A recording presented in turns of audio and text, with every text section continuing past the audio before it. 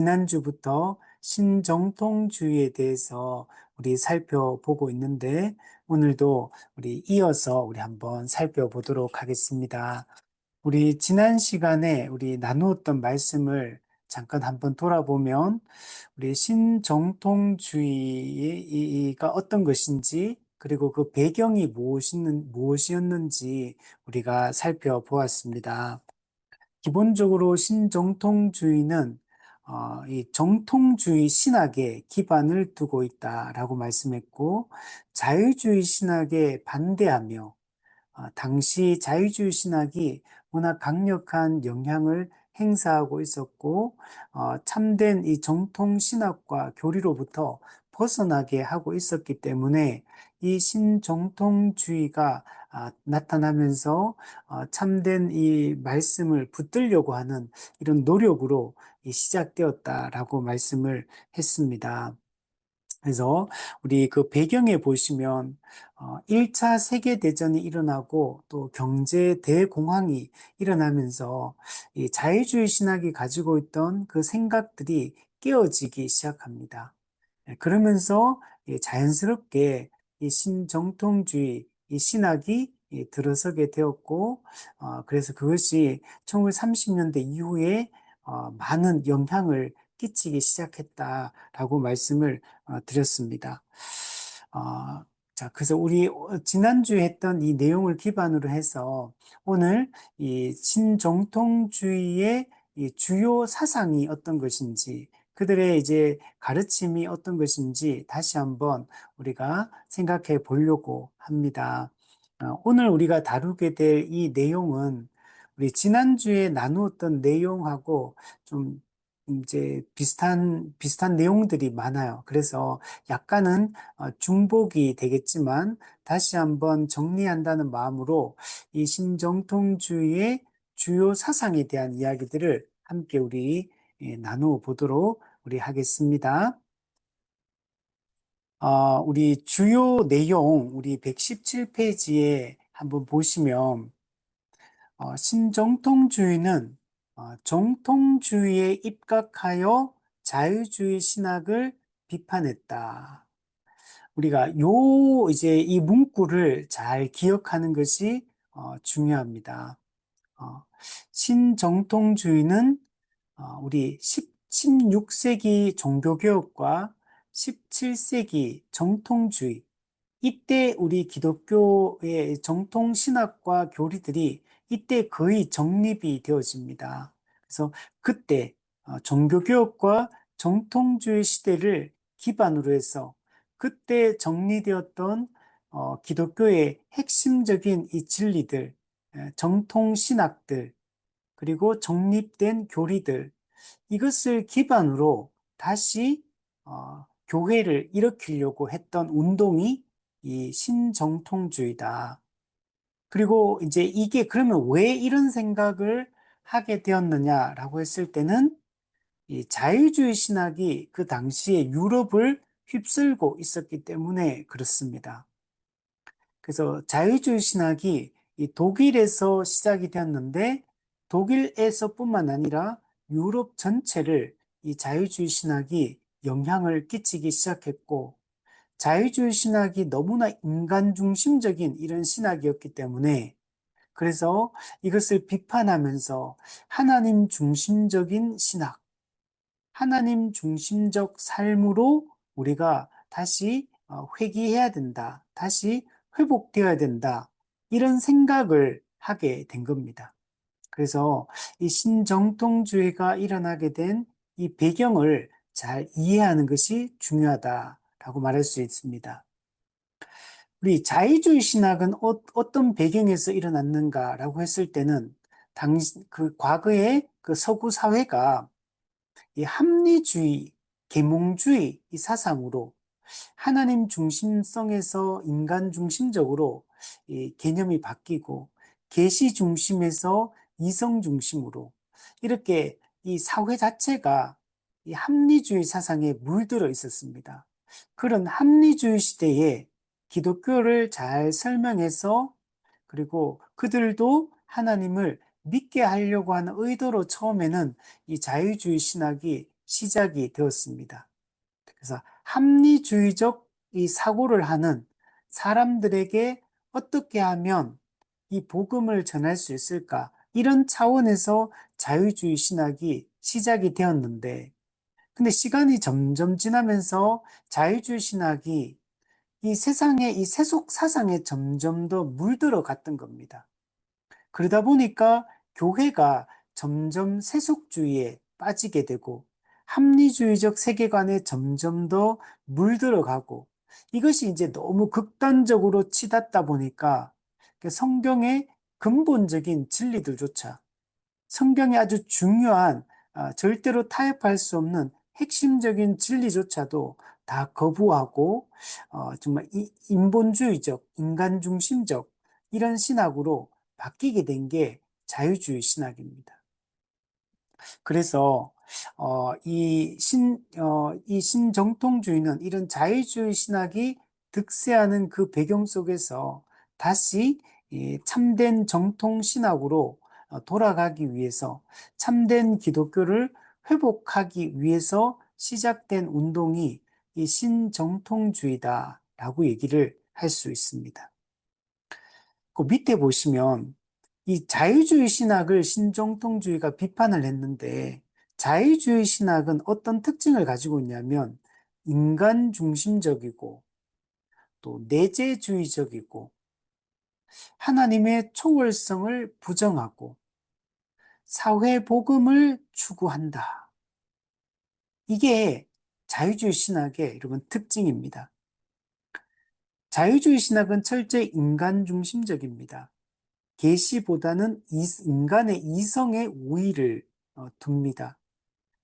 그리고 인간의 자유를 강조해요. 자율, 스스로 하는 거. 인간 스스로가 할 수 있다. 그래서 인간의 자율성을 강조하고 인간의 경험을 강조하고 또 인간이 이게 이렇게 연구하고 탐구한 그 지식, 인간의 지식, 그리고 과학적인 어떤 결과물들, 이런 것들을 너무나 신뢰하는 것이 이 자유주의 신학이었습니다. 그 자유주의는 합리주의적 세계관에 철저히 물들어 있었고, 또 과학적 자연주의, 모든 것을 과학적으로 설명하려고 하고, 또 자연주의, 과학주의와 자연주의, 물질을 아주 중요시 여깁니다. 눈에 보이는 것에 모든 초점을 두는 이런 세계관이 이렇게 이 합리주의적 세계관입니다. 그러니까 이 세속주의 자체가 이런 과학적 자연주의, 합리주의적 세계관, 이런 세상에 물들어 있었고, 이런 세속주의의 이 자유주의 신학도 여기에 영향을 받았기 때문에 그래서 관심 자체가 하늘보다는 이 땅에 관심이 있고 영적인 것보다 육적인 것에 관심을 두고 이렇게 살았습니다. 그래서 이 내재주의적이다. 그러니까 어떤 초월적인 것보다는 내재적인 것. 내재적이란 말은 이 땅에 관심이 있고 하나님도 초월적인 하나님이 아니라 이 땅에 뿌리를 받고 있는 어떤 윤리적 하나님, 도덕적 하나님, 이런 하나님으로 이렇게 끌어내린 것이 바로 이 자유주의 신학이다. 그래서 그렇다고 내재주의적이다 보니까 하나님의 이런 초월성은 다 부정해버리고 하나님의 내재성, 이 인간 사회에 함께 하시며 인간을 도덕적으로 이렇게 이끌어 가신 하나님, 이런 하나님으로만 하나님을 이해를 했던 겁니다. 그래서 초월성, 성육신도 부정하고 예수님의 대속적 죽음도 부정하고 또 육체적 부활도 부정하고 예수님의 승천도 부정하고 또 예수님의 기적도 부정하고 천국도 부정하고 지옥도 부정하고 기독교에 있어서 아주 핵심적인 진리들을 다 부정한 게 이 자유주의 신학이었다라고 말할 수 있어요. 그리고 하나님 나라를 어떻게 이해했냐면 이 땅에 건설되는 도덕적인 사회, 윤리적 공동체, 이런 것으로 하나님 나라를 이해를 했고, 그리고 초월적인 것에 관심이 없고 영적인 것에 관심이 없다 했잖아요. 그걸 부정해버리니까. 그러니까 이 땅에 세워지는 윤리적인 사회가 하나님 나라라고 생각을 했고, 또 인간론에 있어서 인간의 선함을 이렇게 주장을 했습니다. 인간은 근본적으로 선한 존재다. 그리고 인간은 계속 발전하고 진보하는 존재다. 그래서 인간의 힘과 노력으로 이 세상을, 이 사회를 점점 더 발전시키고 진보시킬 수 있는 능력을 가지고 있다. 이렇게 생각을 해서 낙관적인 인간론을 가지고 있고, 이 진보적 낙관주의를 가지고 있습니다.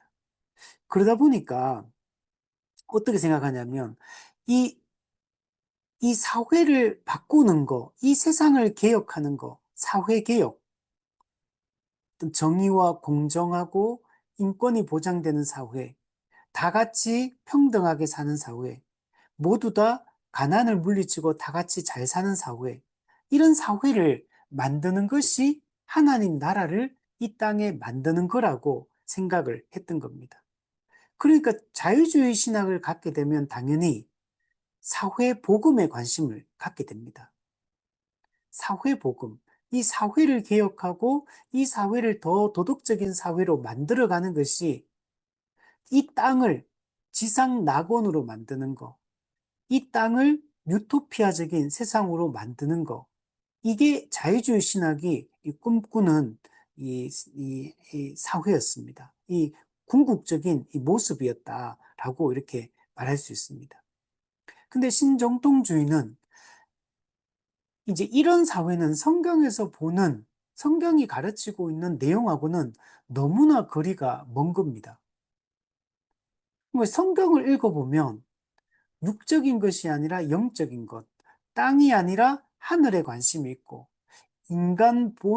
인본주의가 아니라 신본주의를 이야기하고 있고, 인간의 전적 타락을 이야기하고 있고, 하나님의 이 절대 주권과 하나님의 이 온전하신 선하심에 대해서 얘기를 하고 있고, 그러니까 너무나 이 자유주의 신학이 이야기하는 것과 성경이 이야기하는 것이 너무나 다르기 때문에, 그래서 성경을 제대로 읽는 이 신학자나 목회자나 일반 성도들 같은 경우는 이 자유주의 신학이 이렇게 주류 기독교를 형성하고 있는 그 당시 시대 상황을 받아들일 수가 없는 거죠. 근데 그걸 무너뜨리기가 참으로 어려웠어요.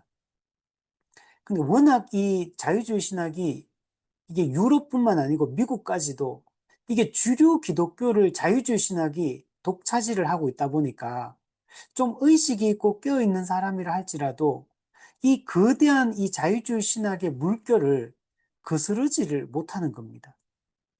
우리는 사실은 우리 한국에서 신앙생활하는 우리는 자유주의 신학이 얼마나 무서운 건지를 우리는 몰라요, 사실은. 우리는 자유주의 신학을 접해봤자, 정말 진짜 조금밖에 접해보지 않았어요, 실질적으로. 우리가 자유주의 신학을 따르는 교회를 다니지 않는 이상. 우리는 대부분 다 이 보수적인 교회를 다 다녔거든요, 어릴 때부터. 그러니까 자유주의 신학이라는 걸 사실은 별로 접해본 적이 없어요. 사실 저도 별로 접해본 게 없어요. 그냥 책으로 제가 접해보고, 그냥 조금 이런 뭐 설교자나 신학자나 약간 이런 쪽의 주장들, 그리고 뭐 강의라든지 또는 책이라든지 이 정도밖에 저도 접해보지 않았지. 저도 이런 걸 접해보질 않았거든요. 최근에 제가 작년에 접해봤던 게, 이 부활 논쟁을 이제 작년에 그런 논쟁이 있었는데, 이렇게 보수적인 입장에서 우리가 생각하는 육체적 부활을 생각하면 되고, 자유주의 신학에는 실제적 육체적 부활이 아니고, 우리 마음속에서 부활한 걸로 이해를 합니다. 뭐 이것조차도 우리는 너무 이해가 안 되잖아요. 예수님이 십자가 죽었다가 육체적으로 부활하셨다. 이게 너무나 성경에 명백한 내용들인데, 근데 이걸 실제적인 부활로 보지 않고, 우리 마음속에서, 우리 믿음 가운데 부활한 걸로 설명을 해버리니까. 근데 이렇게 주장하는 게 너무나 이쪽에서는 너무 평범한 얘기들인 거예요. 아예 부활 자체를 부정해버리고, 그냥 성육신 자체를 부정해버리고, 천국과 지옥을 부정해버리고, 그냥 초자연적인 거, 기적적인 거 다 부정해버리고, 이렇게 해버리니까 우리는 사실 이런 걸 주장하는 목회자나 교회나 이런 성도들을 별로 만나보지 못했어요. 근데 이게 당시에 유럽도 그렇고 미국도 그렇고 이 자유주의 신학이 주류 기독교를 형성하고 있었던 겁니다. 신학교에 신학자들이 이 자유주의 신학을 가르치는 시대를 살고 있었던 것. 그러니까 얼마나 이 영향이 큰지 모릅니다. 여기에 대해서 이 유럽에서는 신정통주의가, 미국에서는 근본주의가 일어나면서 여기에 대해서 반대하고 반발을 한 겁니다. 또 밑에 보시면 세속적 문화를 비판할 능력을 상실한 자유주의 신학을 비판했다. 여러분, 신정통주의가 볼 때 자유주의 신학자들은 또는 자유주의 신학을 따르는 성도들은 이 세속적 문화를 비판할 능력을 상실했습니다.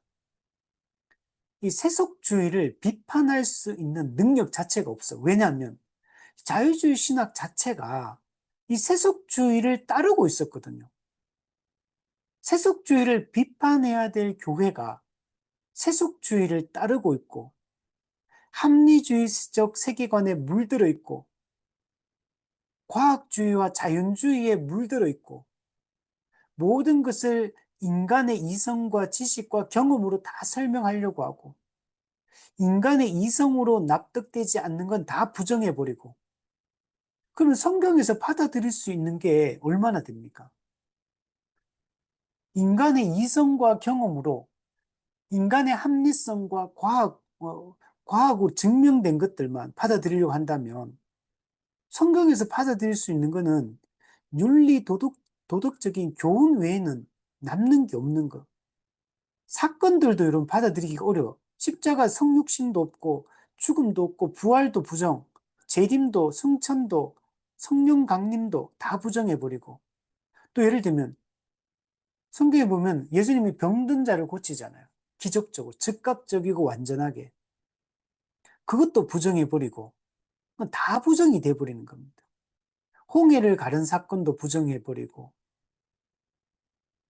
받아들일 수 있는 게 없는 겁니다. 그러니까 이런 세속주의에 철저하게 물들어 있다 보니까 이 세속주의 문화 자체를 비판할 능력을 상실해 버렸어요.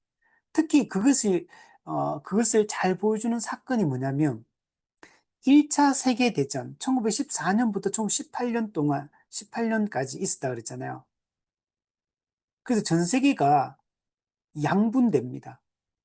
그래서 동맹국과 연합군으로 나눠가지고 전 세계가 이 전쟁을, 세계대전을 이렇게 펼치고 있습니다. 이때 독일이 한쪽 편을 들고 영국이 이쪽에 한쪽 편에 어떤 약간 대장처럼 이렇게 영국, 프랑스가 이쪽에 있고 나중에 미국이 참전하게 되고 이쪽에는 독일이 이제 중심에 서서 또 같이 전쟁을 하고 이렇게 하는데 이런 세계 대전이 일어났어요. 근데 이 전쟁은 성경적으로 볼 때 이 전쟁은 지지할 수 없는 전쟁이었습니다.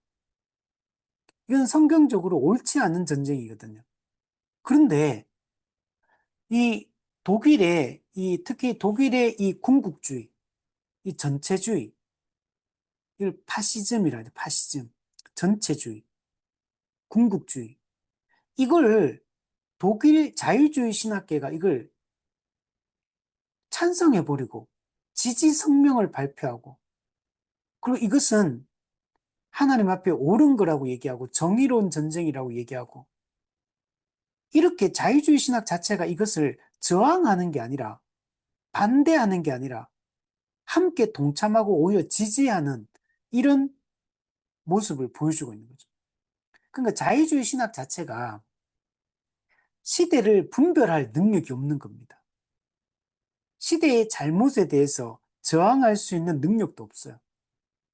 시대를 이끌어갈 교회가 이 신학이 이 세상을 이끌어가야 되잖아요.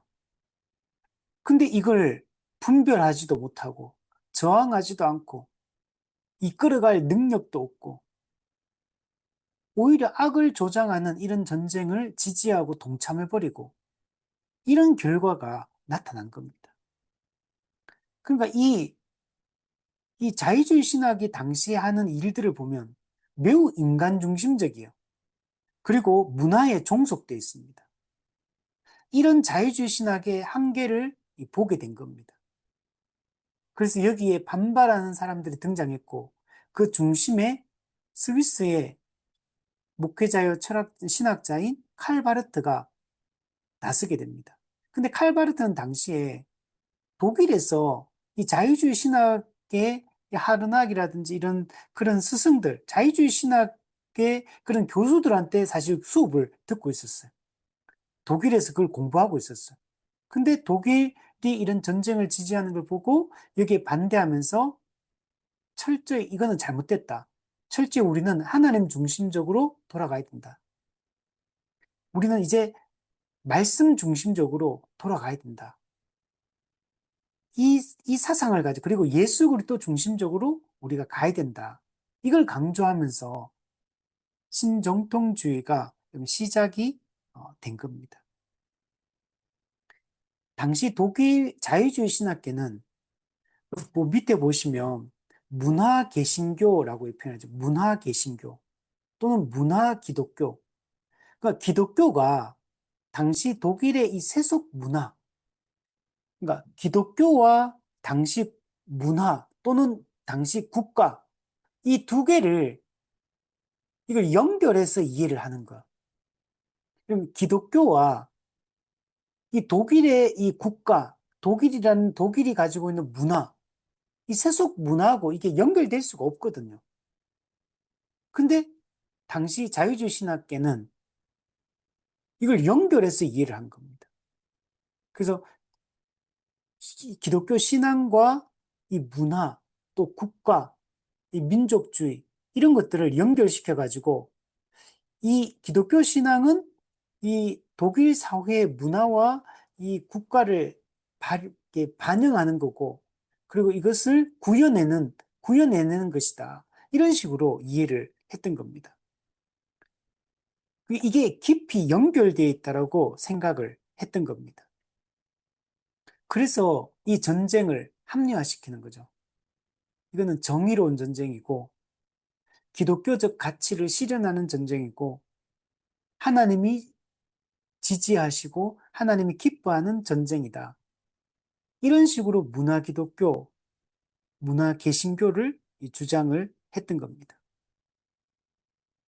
그러면 독일이 이런 사상에 물들게 된 그런 배경들을, 요건 오늘 내용과 조금 다르지만 좀 약간 이런 걸 이해를 해야지만, 자유주의 신학이 당시 독일이 어떤 입장에 있는지를 이해할 수 있고 자유주의 신학자들이 어떤 걸 동의했는지를 이해를 할 수 있습니다. 그래서 이걸 잠깐 얘기를 하면, 그러니까 독일은 당시 군국주의, 우리 일제시대 때도 우리가 일본의 군국주의 얘기하잖아요. 이게 전체주의입니다. 전체주의. 파시즘. 근데 이게 어떻게 등장을 하게 되냐면, 어디로부터 이런 사상이 등장을 하게 되냐면, 1800, 제가 정확히 기억이 안 나는데, 1815년인가 17년인가 모르겠는데, 하여튼 영국에서 찰스 다윈이 진화론을 이야기를 합니다. 종의 기원이라는 책을 쓰면서, 1857년인가? 57년, 네. 찰스 다윈의 종의 기원을 쓰면서 진화론을 주장을 합니다.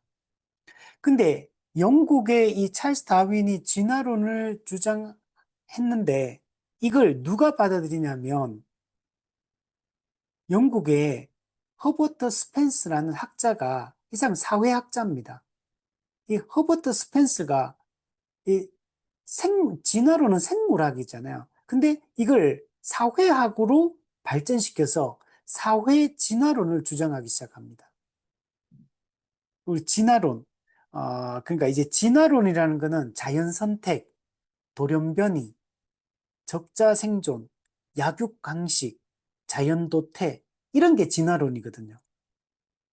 그러니까 생물 진화론을 찰스 다윈이 주장했는데 이걸 허버트 스펜스가, 사회학자가 사회 진화론으로 개념을 발전시키면서 이걸 주장을 하는 겁니다.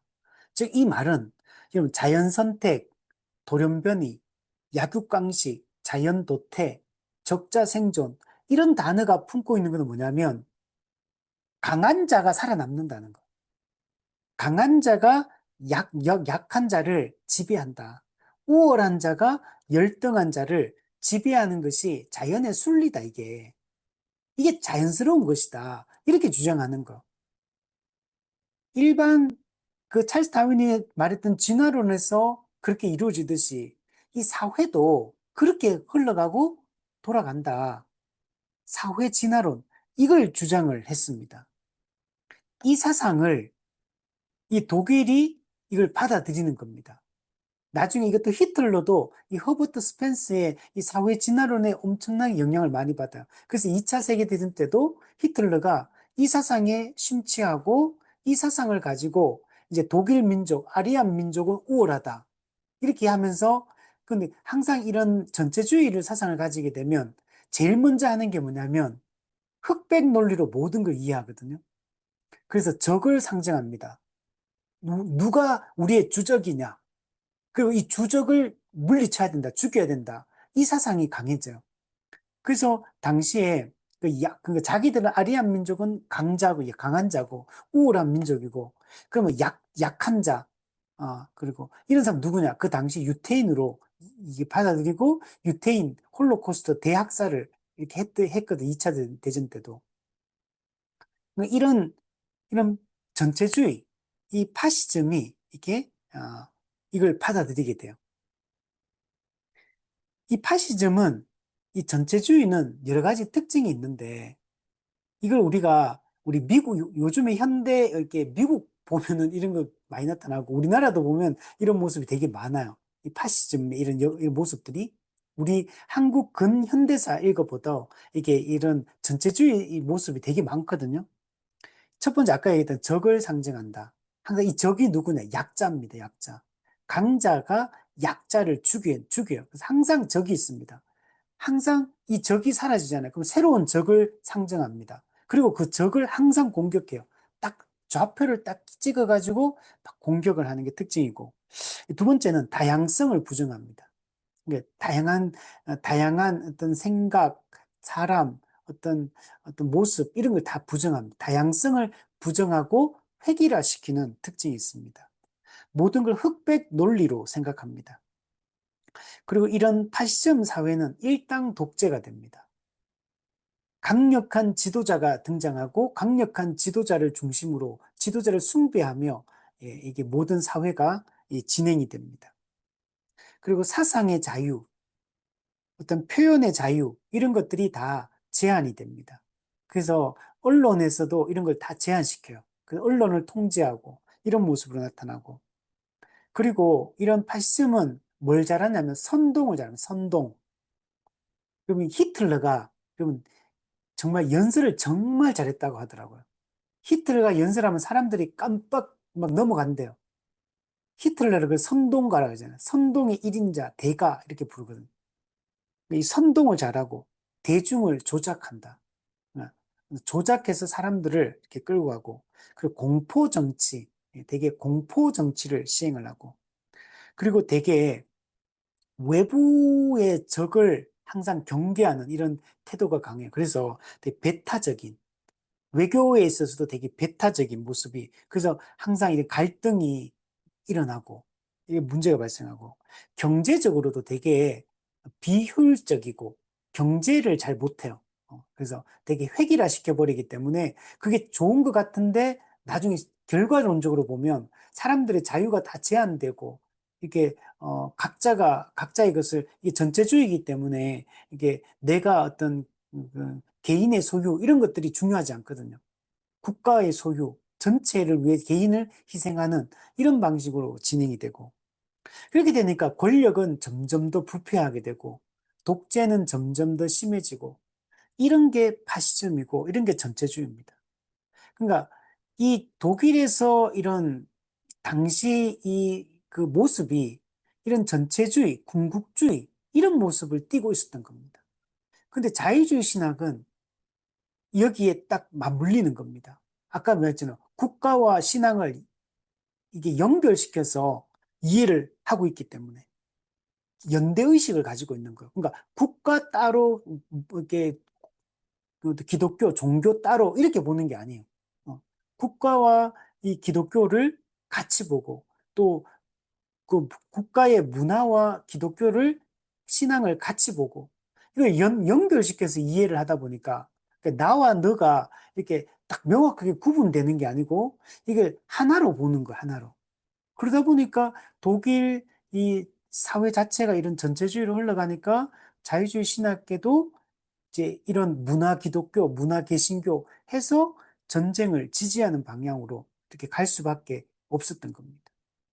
그러니까 이렇게 가다 보니까 그러니까 성경을 똑바로 보는 사람들, 정말 하나님의 살아계심을 믿고 하나님이 주권적 통치를 믿는 이런 사람들이 보기에는 이런 모습들이 너무나 이게 잘못된 걸로 보일 수밖에 없는 거죠. 그래서 칼바르트도 그 독일의 자유주의 신학의 그 대가들로부터 스승으로부터 교육을 받고 있었지만 이런 모습을 보면서 실망하게 되고 문화에 종속된 기독교 이런 거 보면서 실망을 하고 그리고 철저하게 하나님의 주권을 강조하고 하나님 중심적인 이런 신앙을 강조하는 이런 방향으로 흘러갈 수밖에 없었던 겁니다. 그래서 칼바르트가 로마서 주석을 쓰면서 이 자유주의 신학을 신랄하게 비판을 했고 그래서 이런 신정통주의가 태동을 하게 되었습니다. 우리 밑에 네모 박스에 보면 유럽에서 신정통주의가 자유주의와 싸우고 있었다면 미국에서는 복음주의 혹은 근본주의가 그 역할을 수행했다. 우리 근본주의 우리 공부했잖아요. 그죠? 이 근본주의도 미국에서 자유주의 신학이 당시 미국 사회를 휩쓸고 있었습니다. 워낙 강하게 미국 사회를 휩쓸고 있었기 때문에 거기에 대해서 반대하면서 기독교의 근본 진리를 지키자. 이런 차원에서 이 근본주의 이 사상이 나오게 됩니다. 그래서 제가 한번 몇 가지 생각을 해봤는데, 당시 자유주의 신학에 대해서 근본주의가 어떤 측면에서 그들을 반대하면서 자유주의 신학과 싸웠느냐를 이렇게 살펴보면, 자유주의 신학은 성경을 전부 다 인간의 산물로 봅니다. 이게 인간의 기록으로, 인간적인 기록, 인간의 경험의 기록으로 성경을 이해하기 때문에, 그러니까 즉 역사적 산물로 보는 거. 예를 들면 우리가 이순신 장군의 난중일기, 그 역사적 산물이죠. 우리 삼국유사, 역사적 산물이죠. 이제 그런 것처럼 그냥 사람이 기록한 어떤 역사책이라고 보는 거. 그렇게 보니까 성경의 초월성, 성경의 무호성, 성경의 충분성, 성경이 하나님의 말씀으로서의 그런 권위, 이런 게 다 무너져 있는 겁니다. 그 성경에 또 있는 초자연적인 내용들 다 부정해버리고, 이렇게 해버리니까, 이게 이 근본주의자들 입장에서는 이제 올바르게 성경을 이제 읽으려고 하는 사람들 입장에 볼 때는 이게 받아들일 수 없죠. 그러니까 이제 근본주의는 성경의 문자적 무호성을 강조할 수밖에 없어요. 성경의 완전 영감서를 주장할 수밖에 없습니다. 성경의 모든 내용은 우리가 문자적으로 이해해야 되고, 성경의 모든 내용은 역사적, 과학적 사실로 받아들여야 된다. 이제 이게 우리도 똑같거든요. 우리도 이런 사상을 가지고 있어요. 그래서 근본주의자들도 전통적으로 내려오던 성경에 대한 올바른 이해, 성경관을 그대로 이걸 강조를 할 수밖에 없었습니다. 그리고 앞서 얘기했던 자유주의자들은 성경의 이 정통 교리, 신학, 이걸 다 부정했거든요. 그러니까 거기에 반대해서 이 근본주의는 여기를 강조를 하는 겁니다. 동정녀 탄생, 예수님의 대속적 죽음, 육체적 부활, 성령 강림, 예수님의 재림, 천국, 지옥, 기적, 이런 걸 다 강조하는 이 방향으로 강조를 할 수밖에 없었습니다. 그리고 이 근본주의는 이 자유주의 신학자들과 교류를 금지해 버립니다. 그리고 자유주의 교회와도 교류를 금지합니다.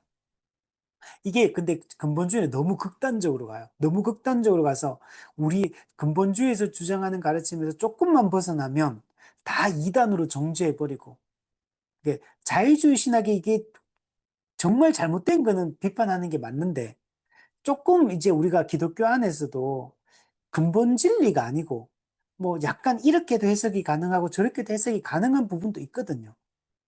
근데 그런 부분까지도 전부 다 이제 다 차단, 다 모든 걸 이제 흑백 논리로 이것도 막 이렇게 탁 차단해버리고 부정해버리고 이단으로 정죄해버리고 너무 이렇게 분리주의적으로 가버려요.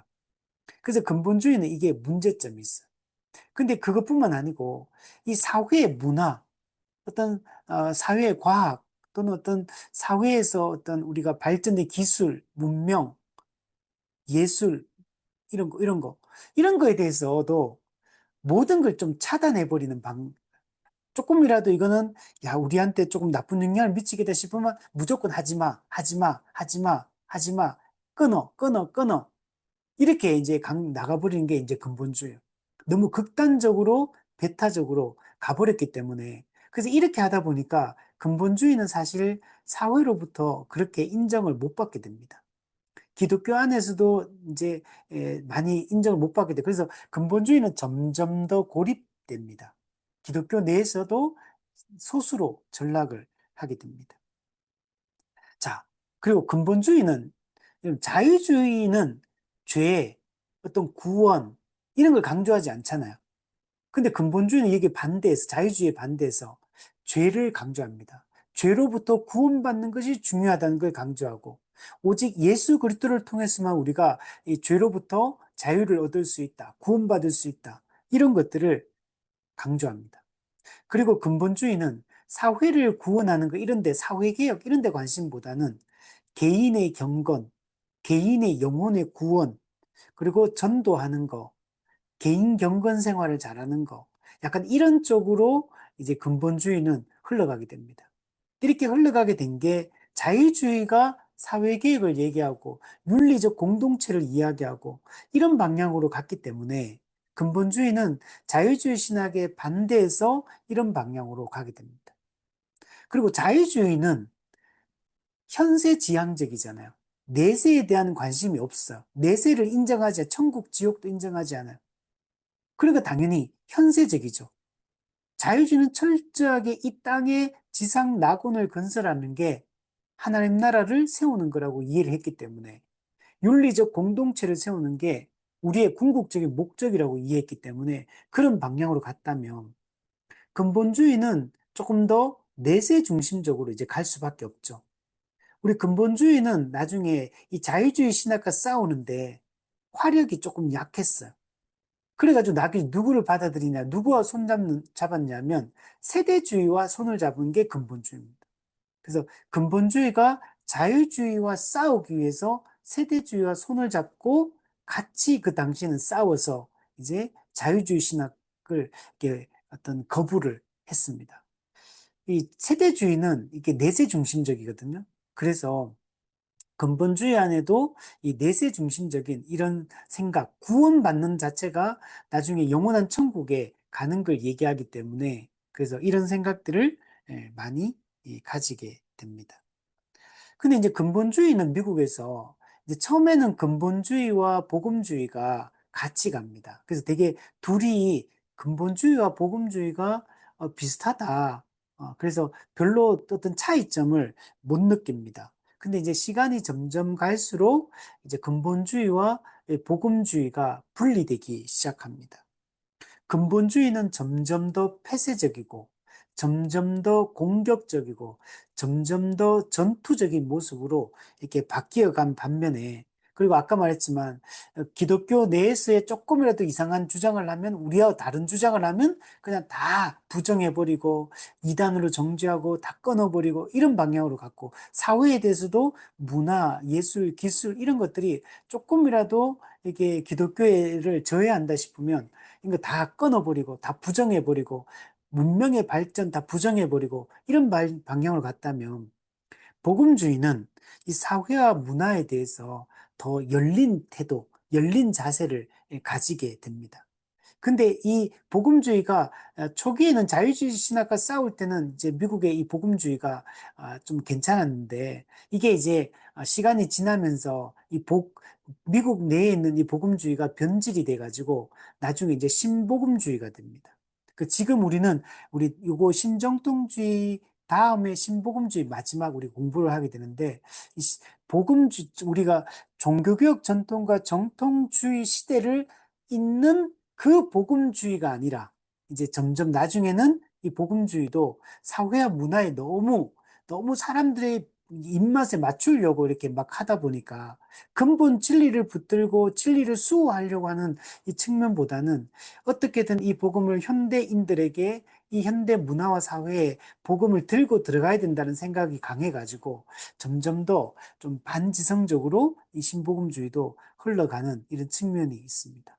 자, 이런 방식으로 근본주의가 이 자유주의 신학과 당시에 싸웠다. 이렇게 말할 수 있고, 반대로 유럽에서는 신정통주의가 이 자유주의 신학과 이렇게 싸우게 되는데 어떤 식으로 싸웠는지 그리고 어떤 지점에서 우리가 신정통주의의 가르침들을 우리 개혁파 신학을 따르는 우리 복음주의를 따르는 우리 입장에서 받아들일 수 있고 어떤 지점들은 신정통주의를 우리가 받아들일 수 없는 부분들 이런 부분들은 좀 왜곡되고 변질되었다라고 말할 수 있는 그런 사상들이 있습니다. 그래서 그런 부분들이 뭔지, 핵심적인 게 뭔지를 또 뒷부분에 한번 우리 살펴보도록 하겠습니다.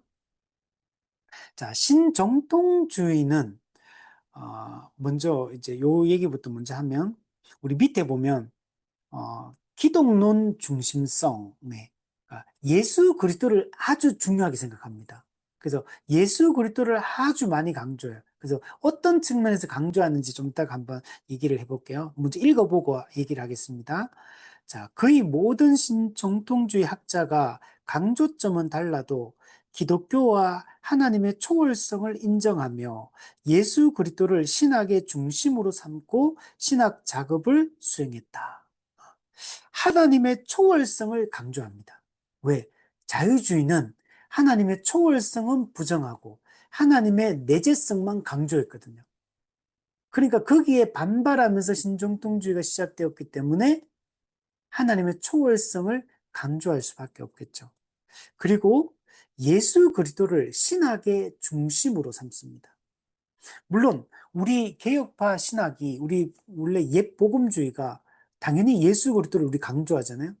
그래서 우리 파이브 솔라 중에도 뭐가 있냐면 오직 그리스도, 그죠? 오직 그리스도가 있어요. 오직 예수 그리스도. 이게 매우 중요하죠. 그러니까 이 신정통주의도 오직 예수 그리스도를 강조하는데, 근데 맞는 측면도 있는데 약간은 뉘앙스가 조금 다른 측면도 조금 뒷부분에 보면 조금 있어요. 그래서 그 부분도 좀 한번 얘기를 해봐야 될 것 같습니다.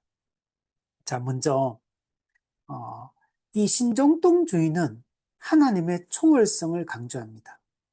하나님은 이게 칼 바르트가 했던 말인데 하나님은 절대 타자시다. 타자. 절대. 이제 사람하고는 함께 어떤 견줄 수 없는 분이다. 절대 타자다. 다른 분이라는 거. 질적으로 다른 분이다. 이걸 강조를 합니다. 왜냐하면 자유주의 신학에서는 하나님의 초월성은 부정하고 내재성만 강조하잖아요. 그러니까 인간의 이성으로 설명할 수 있고 인간의 이성으로 이해할 수 있는 하나님. 이런 하나님으로 이게 끌어내려 버린 거. 근데 여기에 반대하면서 신정통주의는 절대 타자로서의 하나님. 인간의 이성과 경험 안에 하나님을 가둘 수 없다. 인간의 이성과 경험으로 하나님을 우리가 이해할 수 없다. 하나님과 사람은 질적으로 전혀 다른 존재다. 이걸 강조를 했던 겁니다. 당연하겠죠. 이걸 강조할 수밖에 없습니다. 자, 그리고 죄의 심각성을 인식합니다. 자유주의 신학에서는 인간의 인간론에서 낙관적 인간론을 가지고 있었거든요. 인간은 근본적으로 선하다 이렇게 생각했어요.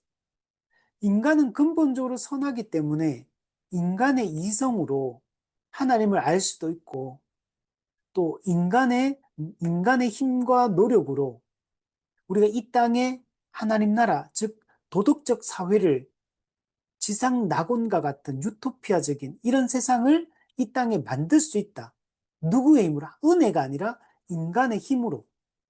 인간이 선하다고 보기 때문에. 그래서 성경의 그 윤리적 도덕책이잖아요. 윤리 도덕책. 그 성경의 가르침에 순종해서 우리가 인간이 윤리 도덕적으로 살아가면 이 세상에 그런 도덕적인 사회, 윤리적 공동체를 만들 수 있다. 기본 이렇게 생각을 했거든요. 인간의 전적 타락 이런 거 인정하지 않아요. 근데 이 신정통주에서는 인간의 이 죄가 심각하다. 인간의 이 전적 타락, 이제 이런 것들을 강조합니다.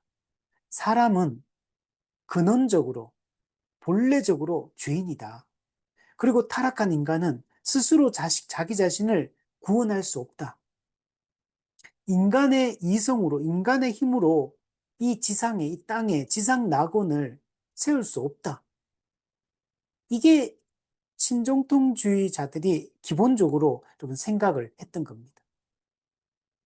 그리고 신정통주의는 하나님의 말씀의 권위를 회복해야 된다는 걸 강조합니다. 말씀 중심의 신학을 해야 된다. 말씀의 중요성을, 하나님의 말씀의 중요성을 강조를 합니다. 왜? 자유주의 신학은 성경의 무호성을 부정하고 성경을 인간적 산물, 역사적 산물로 이해하고 성경은 오류가 있고 성경은 그냥 윤리 도덕적인 책에 불과하기 때문에 이게 성경의 권위를 완전히 땅바닥에 떨어뜨려 놨거든요. 그런데 이 신정통주의는 거기에 반대하면서 하나님의 말씀의 이 권위를 회복해야 된다. 이걸 강조를 합니다. 성경을 하나님의 계시의 유일한 원천으로 이해를 합니다. 하나님은 성경을 통해 자신을 계시하신다는 걸 인정을 합니다. 그러니까 성경의 중요성을, 성경이라기보다는 하나님의 말씀의 중요성을 이 신정통주의는 강조합니다. 요거 조금 이따가 제가 설명을 할게요. 이 부분이 되게 중요한 부분인데, 신정통주의는 성경하고 하나님의 말씀을 약간 다르게 봅니다. 그러니까 우리하고 좀 다르죠. 우리는 성경이 곧 하나님의 말씀, 성경이나 하나님의 말씀을 동의어로 우리는 사용을 하거든요. 신정통주의는 성경과 기록된 말씀인 성경과 하나님의 말씀이라는 걸 약간 뉘앙스가 달라요. 약간 다르게 봅니다. 이게 우리 정통 이 신학과 이 신정통주의가 다른 측면입니다. 즉 쉽게 얘기하면 정통주의 시대 때 이해했던 성경과 신정통주의에서 이해하는 성경은 의미가 조금 달라요. 그래서 신정통주의가 정통주의의 성경관을 가지고 있는 게 아니에요. 그것도 부정하고, 신정통주의는 자유주의 신학이 가지고 있는 성경관도 부정합니다. 기본적으로는 자유주의 신학이 가지고 있는 성경관을 반대하면서 하나님의 말씀을 강조했거든요. 근데 그 하나님의 말씀을 강조하는 게 정통주의, 즉 우리 개혁파 신학에서 얘기하는 성경관과는 또 달라요. 그래서 이 지점이 신정통주의가 가지고 있는 큰 문제점이다 라고 얘기를 할 수 있습니다. 그 얘기는 조금 밑에 또 얘기를 하도록 할게요. 자, 그리고 신정통주의는 이 변증법적 방법론, 그러니까 진리를 설명하는데 어떤 식으로 설명하냐면 변증법을 사용해 가지고 진리를 설명을 합니다. 특히 어떤 식으로 하냐면 대조되는 개념들, 대립되는 개념들을 가지고 이게 진리다 이런 식으로 설명하는 거예요. 예를 들면 우리가 성경에서 하나님과 인간, 그러니까 하나님을 설명하기 위해서 인간과 대조해서 하나님을 설명하는 방식이에요. 또는 율법과 복음, 이성과 계시, 뭐 이런 식으로 또 뭐 이렇게 대조되는 대립되는 개념을 이게 통해 가지고 이런 식으로 그러면 이제 그 긴장감 있잖아요. 하나님과 인간, 율법과 복음, 뭐 이런 식으로 믿음과 이성, 이게 좀 다른 거잖아요. 그러니까 이게 대립된 이 개념을 통해 이 긴장 관계 속에서 진리는 이거다라고 이렇게 설명하는 이런 방식의 이 설명법, 이걸 변증법적 방법론이다. 이런 게 이 신정통주의의 중요한 특징이라고 할 수 있습니다. 그리고 신정통주의는 자연신학을 부정합니다. 자연신학. 자연신학이란 건 뭐냐면 인간의 이성이나 이 피조 세계 있잖아요. 자연. 이 인간의 이성이나 자연을 통해서 하나님을 알 수 없다라고 이렇게 주장하는 거예요. 근데 자유주의 신학은 인간의 이성이나 자연을 통해 하나님을 알 수 있다라고 주장했거든요. 이 자연신학을 신정통주의는 부정하는 거. 인간의 이성이나 자연을 통해 하나님을 이해할 수 없다. 하나님은 오직 예수 그리스도를 통해서만 이해할 수 있다. 신정통주의는 이걸 강조해요. 여기서 예수 그리스도를 강조합니다. 예수 그리스도를 통해서만 하나님을 알 수 있다. 하나님이 자기를 계시하셨는데 하나님의 자기 계시가 누구냐? 예수 그리스도다. 그래서 예수 그리스도를 이해를 하면 하나님을 알 수 있고 예수 그리스도를 이해 못하면 하나님을 알 수 없다. 하나님의 예를 들면 이런 거요. 우리 개혁파에서는 특별 계시 그러면 우리 뭘 생각하냐면 성경을 생각하게 돼요. 하나님의 자기 계시는 성경이다. 성경은 기록된 말씀이고 특별 계시다. 믿음과 생활의 유일한 규칙이다. 성경은 최종 권위다. 정확무오한 하나님의 말씀이다. 이게 우리가 이해하고 있는 이 성경에 대한 이해거든요. 근데 신정통주의는 하나님의 자기 계시는 성경이다 이렇게 얘기한다기보다는 하나님의 자기 계시는 예수 그리스도다. 하나님의 특별 계시는 예수 그리스도다. 그 예수 그리스도를 통해 우리는 죄에서 구원받는다. 예, 그 말은 맞아요. 예수님 통해 죄에서 구원받는 건 맞는데 예수님이 하나님의 자기 계시인 것도 틀렸다라고 말하기는 힘들어. 그런데 약간 의미가 뉘앙스가 그 얘기를 강조하면서 기록된 말씀인 성경을 조금 다른 측면으로 보는 거. 여기서 이제 문제점이 이제 발생을 조금 하게 되는 겁니다. 자, 밑에 보면 어,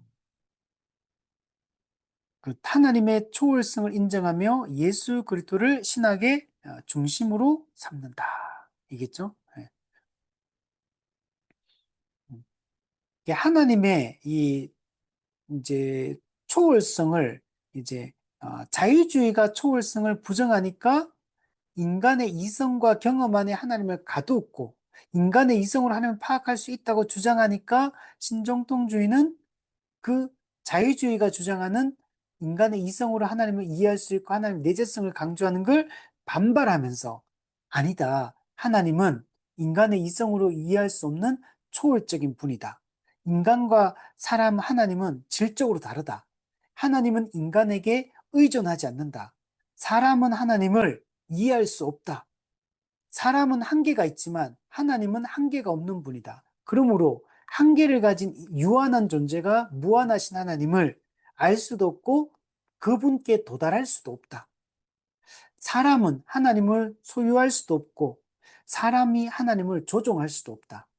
근데 자유주의 신학은 하나님이 인간 안에 가둬져 있고 인간의 이성과 지식으로 알 수 있는 하나님이라고 주장했기 때문에 하나님이 어떻게 보면 인간의 그 통제 아래에 있는 것처럼 이렇게 느껴질 정도로 이제 이런 입장을 취했다면 신정통주의는 이런 것들을 다 부정을 한 겁니다. 그리고 신정통주의는 조금 전에 얘기했던 것처럼 예수 그리스도를 신학의 중심으로 둡니다. 우리도 마찬가지, 우리도 그리스도 중심적 그러니까 예수님이 우리 중심인 건 맞아요. 근데 어떻게 주장하냐면 이렇게 말해요. 하나님은 절대 타자이시다. 유한한 인간은 절대 타자, 질적으로 다른 그 하나님을 이해할 수 없다. 그럼 어떻게 인간이 하나님을 이해할 수 있느냐? 하나님이 자기를 계시해 줄 때만 인간이 하나님을 이해할 수 있다. 그럼 하나님의 계시가 중요해지죠. 자유주의는 인간의 이성을 강조했다면 신정통주의는 하나님의 계시를 강조합니다. 자, 그러면 하나님이 자기를 계시했는데 하나님의 자기 계시, 가장 온전하고 그리고 유일한 하나님의 자기 계시가 뭐냐? 예수 그리스도다.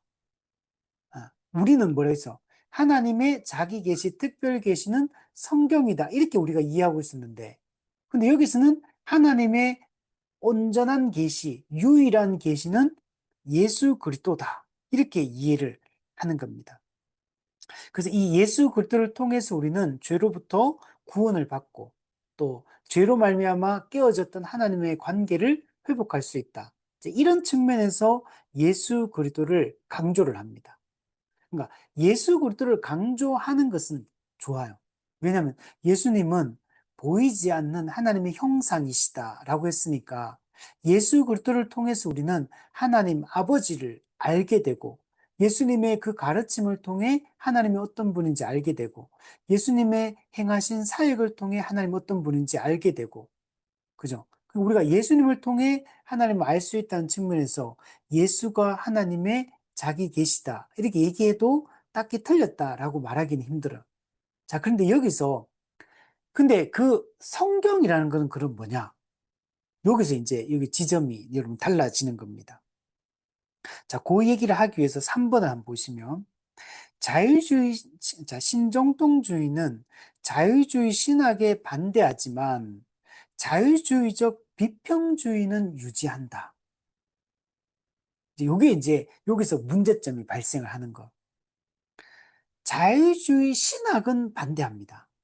근데 자유주의가 성경을 이해했던 이 비평주의, 역사적 비평주의 또는 성경 비평주의, 이거는 신정통주의가 받아들이는 겁니다. 즉, 신정통주의는 성경관에 있어서 자유주의 신학하고 똑같진 않습니다.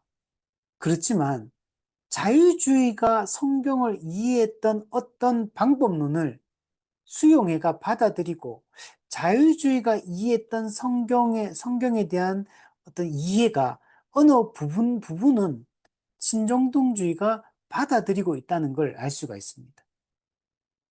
우리 정통주의는 이 자유주의 신학이 가지고 있는 성경관을 하나도 인정할 수가 없어요. 받아들일 수가 없어요. 우리 개혁파 신학은 자유주의가 이해하는 성경관을 하나도 받아들이지 않고 하나도 똑같은 게 없어요. 우리는 다 반대합니다. 근데 신정통주의는 자유주의 신학 그 자체는 부정하지만 성경을 이해하는 데 있어서는 일정 부분적으로 타협을 해버리는 겁니다. 그래서 자유주의가 이해했던 성경에 대한 이해를 부분적으로 받아들여서 문제점이 발생을 하게 됩니다. 그래서 밑에 보면 합리주의적 비평 방법을 사용한다. 그래서 부분적으로 이것은 타협한 것이다. 합리주의적 비평 방법이 바로 아까 얘기했던 역사적 비평주의, 역사 비평주의, 성경 비평주의를 얘기해요. 이거는 뭐냐면 성경을 앞서 얘기했던 것처럼 역사적 문헌으로 봅니다. 그냥 우리가 그죠? 과거에 우리가 앞서 얘기했던 우리 역사학자들이 쓴 책이 엄청 많잖아요. 우리 조선 왕조 실록입니까? 그런 것도 있고 뭐 그죠? 우리 과거에 썼던 뭐 삼국 유사도 있고 어. 그리고 뭐 수많은 이 기록들이 있잖아요. 근데 인간이 그 있었던 당시에 그런 역사적인 이 사건들을 기록하고 그래서 역사적 사료들을 남겨둔 거죠.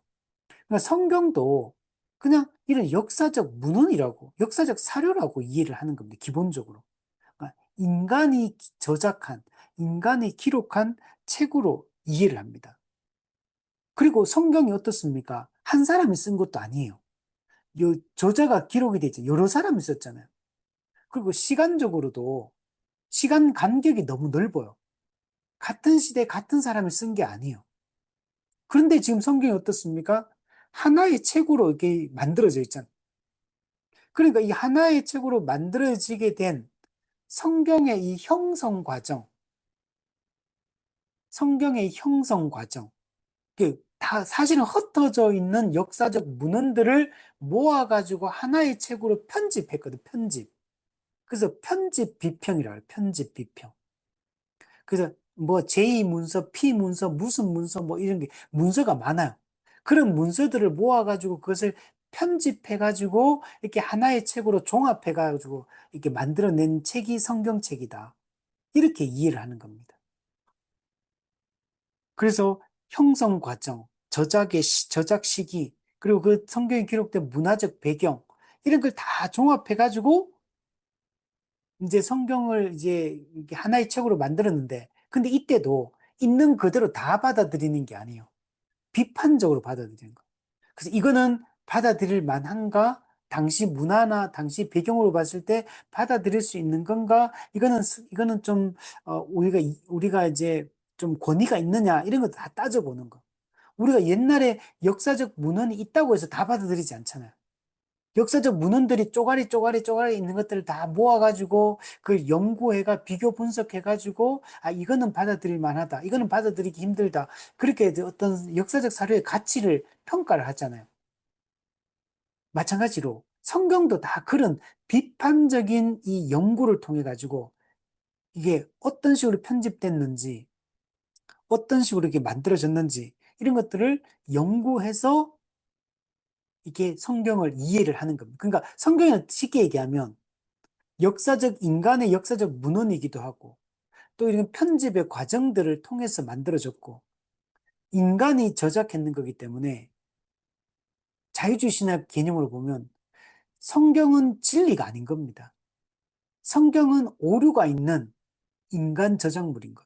근데 그 중에서 어떤 초자연적인 거는 또 다 제거를 하고, 그리고 윤리 도덕적으로 받아들일 수 있는 것들, 우리가 이 시대에도. 그러니까 이런 것들만 받아들여서 모아놓은 게 이제 우리가 그런 것들만 성경의 내용, 이제 하나님의 말씀으로 자유주의 신학은 이 받아들인 겁니다.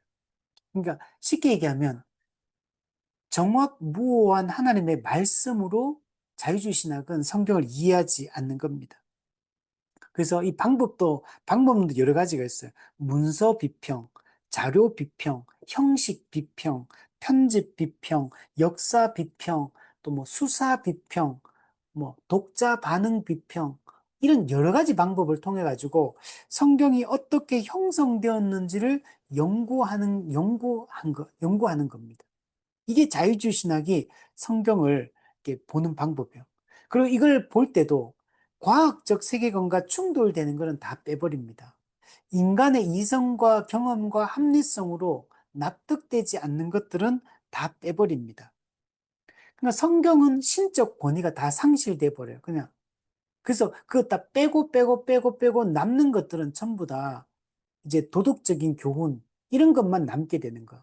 그것만 이제 하나님의 말씀으로 이제 받아들여서 그 도덕적인 교훈을 본받아서 우리가 이제 살아가는 게 말씀을 따르는 것이다. 이게 이제 자유주의 신학이 이해하는 이 성경관인 겁니다. 근데 이걸 신정통주의가 이 합리주의적 비평 방법은 이 부분적으로 타협해서 이걸 받아들인 겁니다. 그래서 밑에 보면 정통주의적 교리를 무시했다. 정통주의적 교리가 뭐예요?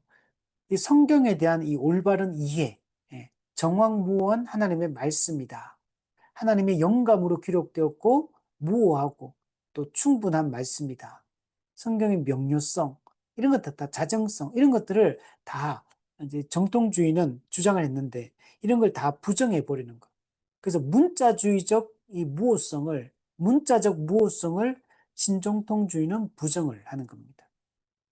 그 밑에 보시면 성경의 문자주의, 그리고 성경의 무오성을 주장하는 보수 정통주의 신학을 신학과는 다른 성경관을 주장하고 진정한 기독교, 복음의 정체성과 초월성을 상실한 자유주의 신학이 또 주장하는 성경관, 이것도 부정하고 이것도 비판하고, 그러니까 신정통주의는 자유주의 성경관도 비판하고, 그 다음에 우리 개혁파, 이 정통주의 성경관도 비판하고, 둘 다를 비판하면서 그 이제 어느 중간 지점에서 이야기를 하고 있는 게 신정통주의 성경관이다. 자, 조금 복잡하죠? 네, 말이 자꾸 이제 좀 반복이 되는데, 정리해 보면, 그러니까 신정통주의는 오직 하나님의 계시로만 하나님을 알 수 있다. 그러면 그 하나님의 계시가 뭐냐? 가장 온전하고 유일한 계시는 예수 그리스도다. 그러면 하나님은 예수 그리스도가 하나님의 자기 계시이기 때문에 예수 그리스도를 통해 하나님을 알 수 있다. 그러면 그 예수 그리스도를 예수 그리스도는 어떻게 알 수 있느냐? 성경을 통해 알 수 있다. 성경이 그 예수 그리스도를 계시해 준다. 잠깐. 성경이 계시한다기보다는 하나님의 말씀이 예수 그리스도를 계시한다. 하나님의 말씀이 곧 예수 그리스도고 예수 그리스도가 곧 하나님의 말씀이다. 이렇게 보는 거. 즉 다른 쉽게 얘기하면 성경하고 하나님의 말씀을 약간 다르게 보는 거예요. 성경 이꼴 하나님의 말씀으로 보는 게 아니고 하나님의 말씀은 온전한 거예요. 근데 성경은 기록된 인간의 말인 거예요. 그래서 성경 그 자체는 하나님의 말씀하고 동의어가 아닌 겁니다. 신정통주의는. 우리는 하나님의 말씀 이꼴 성경이지만 여기서는 하나님의 말씀은 올바른 건데 그 하나님의 말씀은 뭐냐? 예수 그리스도가 하나님의 말씀 이꼴이다. 이렇게 얘기하는 거고. 근데 그 성경이라는 건 뭐냐? 그 예수 그리스도를 증언하는 말씀이다. 이해됐나요? 하나님의 말씀은 예수 그리스도가 하나님의 말씀이고 성경은 뭐냐? 그 예수 그리스도를 증언한 게 성경이다. 그러니까 하나님의 말씀과 성경을 똑같은 걸로 보는 게 아닌 거예요. 성경 그 자체를 하나님의 말씀으로 이해하는 게 아닌 겁니다. 자, 이 측면에서 이게 다르다라고 얘기를 할 수 있습니다. 그러니까 성경의 문자주의, 성경의 무호성을 이런 부정하고 있는 게 신정통주의입니다. 그래서 성경은 기록된 말씀인 성경은 예수 그리스도를 증언하는 거지 성경 그 자체가 하나님의 말씀이 아닌 겁니다. 근데 이제 성경을 읽는 가운데 근데 성경이 예수님을 증언하고 있잖아요. 그 우리가 성경을 읽으면 기록된 말씀인 성경을 읽으면 성령께서 역사해요. 그러면 성령께서 역사해가지고 그 기록된 성경 말씀이 우리 마음에 부딪혀와. 성경이 이걸 표현하기를 성경이 말씀이 우리에게 성경이 다가온다 이렇게 다가온다. 개인에게. 우리가 개개인이 성경을 읽을 때 성령의 역사로 그 말씀이 나한테 개인적으로 부딪혀 올 때 성경 말씀이 다가오면 기록된 그 성경이 하나님의 말씀이 되고 그래서 하나님의 말씀이 된다라는 표현을 된다. 그러니까 성경 자체가 하나님의 말씀이다가 아니라 예수 그리스도를 증언한 성경이 성령에 의해 그 말씀이 우리 마음에 주관적으로 다가오면 그 성경이 하나님의 말씀이 되고 만약에 읽었던 성경이 우리 마음에 안 다가오면 그거는 하나님의 말씀이 아니다. 이렇게 이해를 하는 거야. 말씀이 다가오는 게 중요한 거야. 내 어떤 실존과 내 실존의 그 성경에 기록된 말씀이 내 실존에 부딪혀 와야 돼. 내한테 실제적으로 영향력을 미치고 내 삶의 어떤 변화를 일으키고 이렇게 말씀이 다가오면 그 성경은 기록된 말씀 하나의 말씀이 되고 안 부딪혀와서 그 성경에 기록된 말씀이 내한테 영향을 못 미치면, 안 다가오면 그건 하나님의 말씀이 아닌 거예요. 이해가 되나요? 그러니까 성경과 하나님의 말씀을 이꼴로 보는 게 아니다는 걸 생각하면 돼요. 그러니까 하나님의 말씀이라는 완전 무결한 게 있고, 성경이라는 거는 그 하나님의 말씀을 기록한 책인 거예요, 그냥. 하나님의 말씀을 증언한 책, 이게 성경이다. 그러니까 이게 성경을 다르게 보는 거. 하나님의 말씀은 성경이 아니라 하나님의 말씀은 이꼴 예수 그리스도다. 기록된 성경 말씀은 그 예수 그리스도를 증언한 기록이다. 기록한 문서다. 기록한 문서가 성경이다. 뭘 강조하냐면 성경이 중요한 게 아니고 성경이 기록하고 있는 예수 그리스도가 중요하다. 이렇게 보는 거. 우리는 어때요? 그 성경이 예수 그리스도를 기록한 거기 때문에 우리는 성경의 권위를 중요하게 생각하잖아요. 예수 그리스도가 중요하죠. 성경은 그 예수 그리스도의 인격과 사역을 기록한 게 맞아요. 근데 그렇다고 해서 우리는 성경 그 자체가 하나의 말씀이 아닌 게 아니잖아요. 우리는 그 말씀이 이해가 되든 안 되든 와닿든 안 와닿든 성경 기록된 말씀 자체가 특별 계시고 기록된 말씀 자체가 하나님의 말씀이고 오류가 없는 무오한 하나님의 말씀이다. 완전한 말씀이다. 이렇게 보잖아요, 우리는. 근데 여기는 그게 아닌 거예요.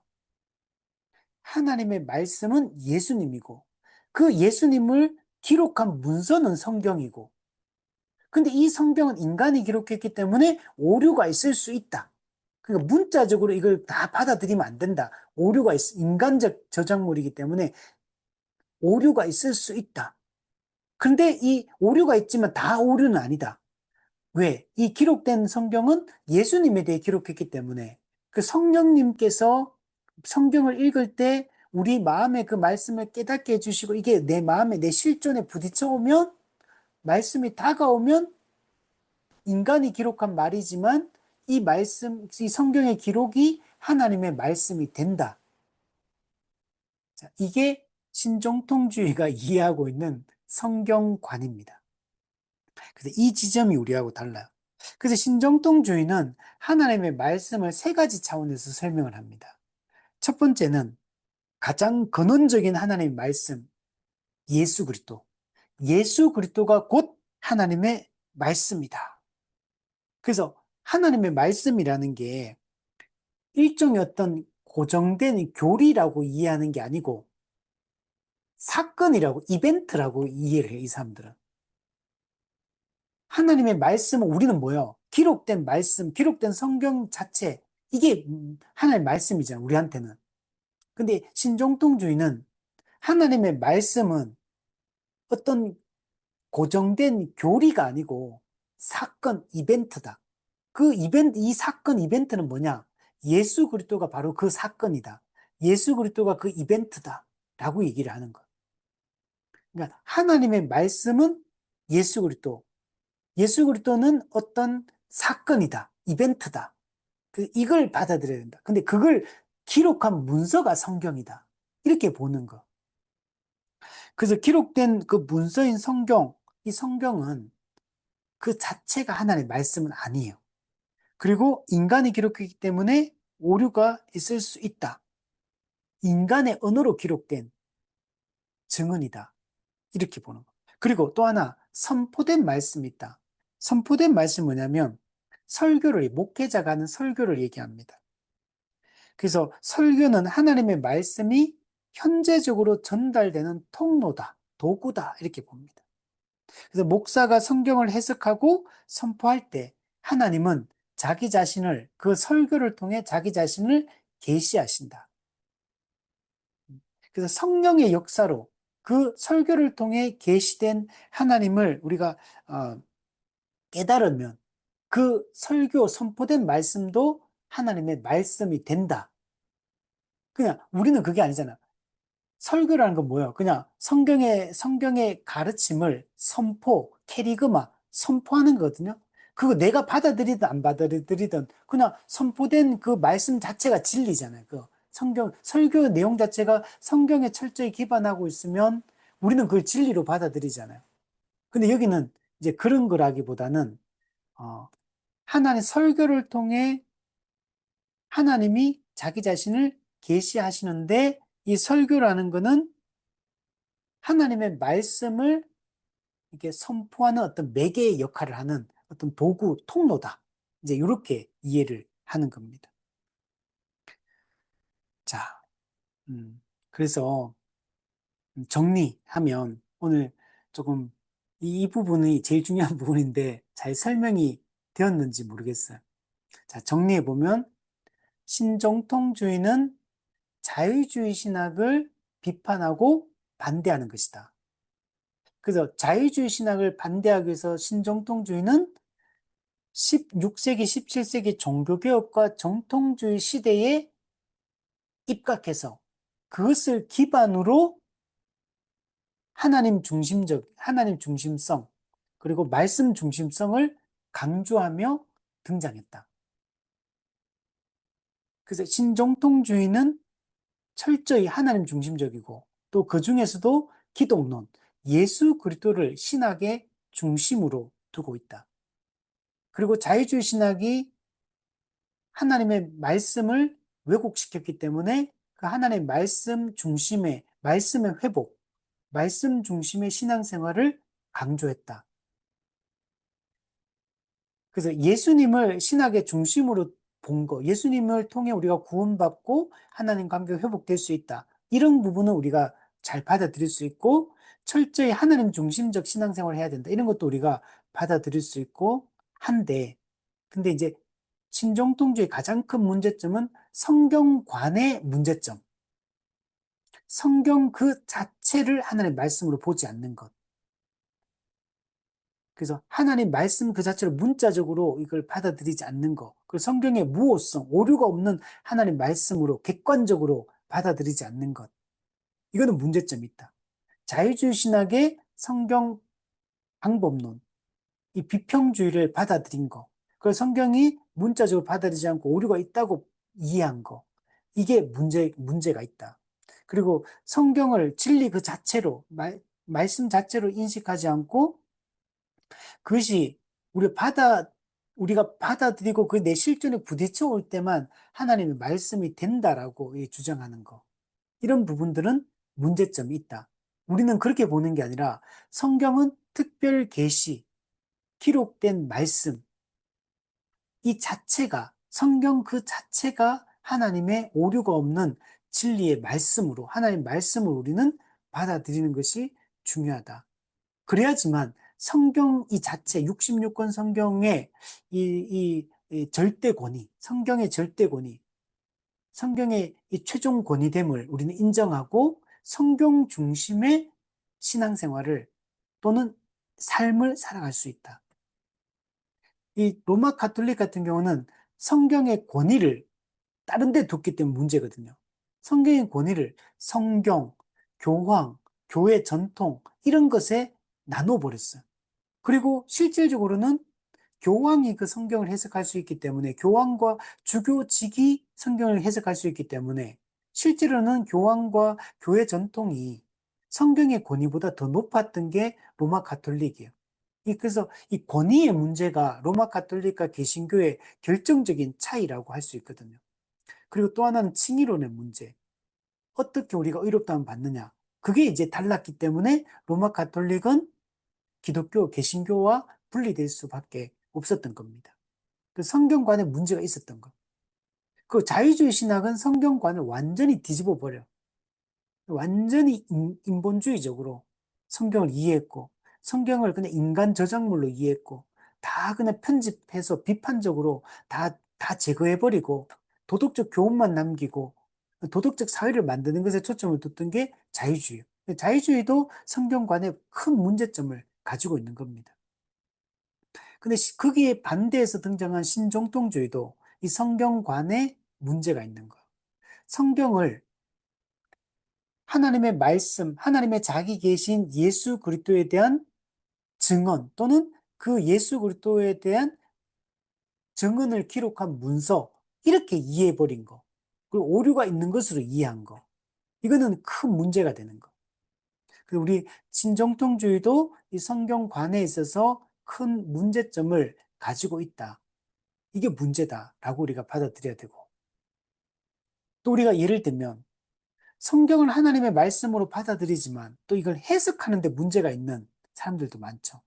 이렇게 알미니안주의도 또 인간 중심적인 어떤 신학이 강하기 때문에 또 성경 해석에 문제가 있고, 세대주의도 성경 해석에 문제가 있고, 그리고 우리 오순절 운동에 봤던 거긴 또 뭐가 문제가 있습니까? 신사도 운동에 가면 성경 66권 이외에 또 다른 계시가 오늘날에도 새로운 사도가 있고, 새로운 사도, 신사도에 의해서 새로운 계시, 직통 계시가 오늘날에도 이게 계시가 주어지고 있다. 이것도 성경관이 잘못된 거. 그래서 기독교는 성경관을 어떻게 이해하느냐가 매우 중요한 겁니다. 성경을 어떻게 이해하느냐에 따라서 신앙의 내용이 달라지고 신앙의 색깔이 완전히 달라져 버리게 됩니다. 그래서 올바른 우리가 이 성경관을 갖는 게 매우 중요하다. 그래서 여러분, 제가 책을 하나 추천하면, 우리 부흥가 개혁사에서 나온 이 백금산 목사님이 그 경영하시는 그 부흥가 개혁사에 보면 만화 성경론이 있어요. 그 만화 성경론인가? 제목이 정확히 모르겠는데, 그거 성경이 어떻게 이렇게 지금의 우리가 가진 성경이 우리가 가지게 되었는가. 이제 거기에 대해서 성경관에 대해서 기록한 이 작은 책이 있습니다. 만화로 돼 있어서 쉽게 그냥 읽을 수 있는데, 우리가 성경을 올바르게 이해하는 게 매우 중요합니다. 그래서 그 책을 한번 꼭 읽어보셨으면 좋겠고, 그래서 우리가 성경을 또 너무 이렇게 이해하면 이게 막 성경이 무슨 주술적인 어떤 뭔가 마술적인 어떤 그런 걸로 또 이해를 하면 안 돼요, 또. 이 칼바르트가 성경에 대해서 어떤 얘기하냐면, 왜 문자주의나 이 무호성을 칼바르트가 이걸 부정했냐면, 이렇게 성경이 우상이 될 수 있다. 이렇게 주장해요. 칼바르트가. 성경 자체가 우상이 될 수 있다. 하나님을 강조하고 예수님을 강조해야 되는데 성경을 강조할 수 있다. 성경을 신성시할 수 있다. 그렇기 때문에 성경을 문자주의나 무호성 이렇게 보면 안 된다. 이런 주장을 칼바르트가 했거든요. 여러분, 이게 우리가 생각할 때는 성경을 신성시하거나 성경을 우상시하거나 이렇게 하면 분명 문제가 돼요. 그렇지만 우리는 그렇게 보는 게 아니잖아요. 그죠? 그 성경을 통해 하나님의 자기 계시기 때문에 하나님을 보고 예수 그리스도를 성경이 곧 내게 대하여 예수님에 대해 기록했기 때문에 성경을 통해서 우리가 하나님을 알고 그 삼위 하나님을 알고 그분의 구원 역사를 알고 구원 경륜을 알아가고 이런 거지. 칼바르트 주장처럼 성경을 우상화하거나 성경을 신성시하거나 그런 건 아니에요. 그래서 예를 들면 우리가 헌 성경 있으면 어떻게 합니까? 잘 폐기 처분해야죠. 잘 정리를 하고. 신성시 해가지고 이거 금고 안에 막 보관하고 이런 건 아니잖아요, 우리가. 책이니까. 그러나 우리가 그렇다고 해서 성경책을 함부로 하라는 또 얘기는 아니에요. 그러나 그 내용, 그 성경 자체가 가지고 있는 그 상징성이 있기 때문에 그거는 중요하게 생각해야 돼. 그러나 우상화하거나 그 신성시하거나 그렇게 하는 거는 아니잖아요. 그죠? 그래서 이런 지점들이 다르다. 그래서 우리는 성경을 올바르게 이해하는 게 중요하다. 그렇게 생각을 했으면 좋겠습니다. 네, 우리 오늘은 여기까지 하고, 우리 다음 주에는 이제, 이 신정통주의의 주요 인물들이 있습니다. 칼 바르트 첫 번째, 두 번째가 에밀 브루너, 다 유명한 사람, 라인홀드 니버, 그다음 리차드 니버, 그리고 루돌프 불트만, 아주 대표적인 신정통주의자들이거든요. 그래서 우리 이 책에서는 이 주요 인물의 그 칼바르트하고 루돌프 불트만, 이 두 사람이 되게 유명해요. 그래서 이 두 사람만 이 기록이 돼 있는데, 그래서 우리가 조금 더 알아보기 위해서 또 아까 했던 에밀 브루너나 라인홀드 니버, 리차드 니버 이런 사람들에 대해서도 이제 우리가 다음 주에는 우리 칼 바르트에 대해서만 좀 집중적으로 한번 알아보고, 그 다음 주에 루돌프 불트만하고 그 다음 에밀 브루너나 또 다른 사람들에 대해서 우리 다 같이 한번 조금 더 그분들에 대해서도 한번 알아보고 그렇게 정리를 해보도록 하겠습니다. 자, 오늘은 우리 여기까지 우리 하도록 하겠습니다.